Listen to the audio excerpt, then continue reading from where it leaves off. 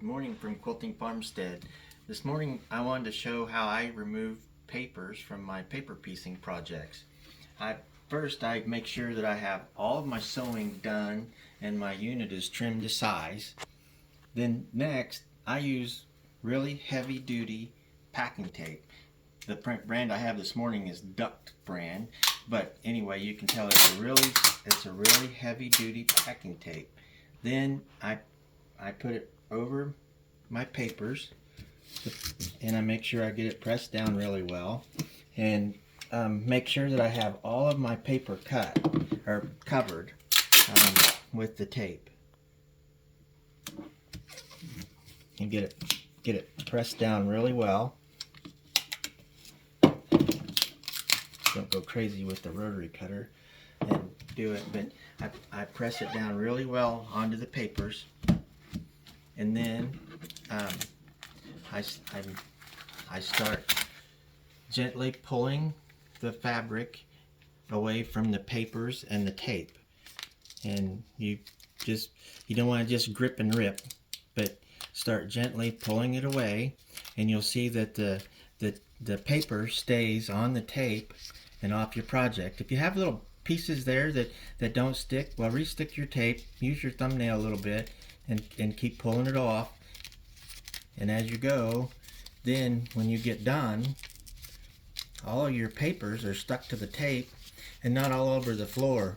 I wore a black shirt this morning so you can see that I don't end up with papers on the floor and on me. It's all stuck to the tape. And you want to be careful, because if you pull too hard, you could pull your piece out of shape. You don't want to do that. But make sure you gently pull your papers away. There's a pesky one. I might have used too much glue on that one, but anyway.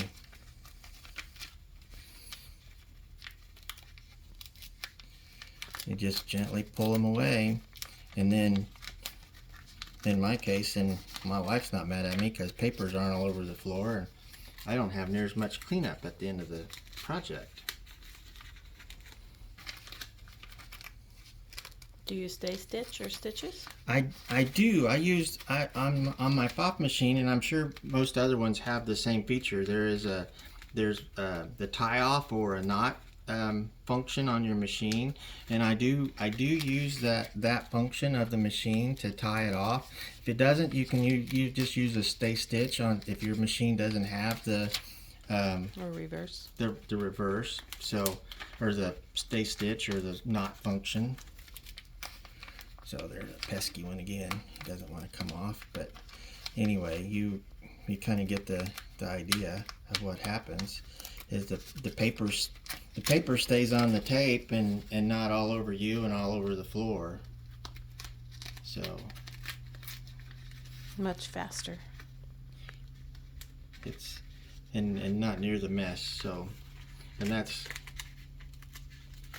what I like about it. And I found this kind of by mistake. I'd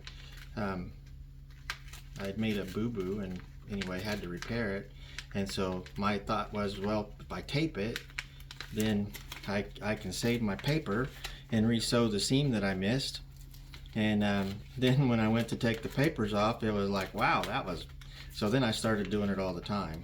So anyway, but you come off and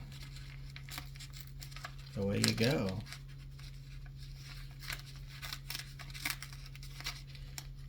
And there's still a few little pieces that are stuck on there, but you can go back over it, and you got some tape on the edges that didn't get covered, so you can go back and scrape them off and stick them to the tape.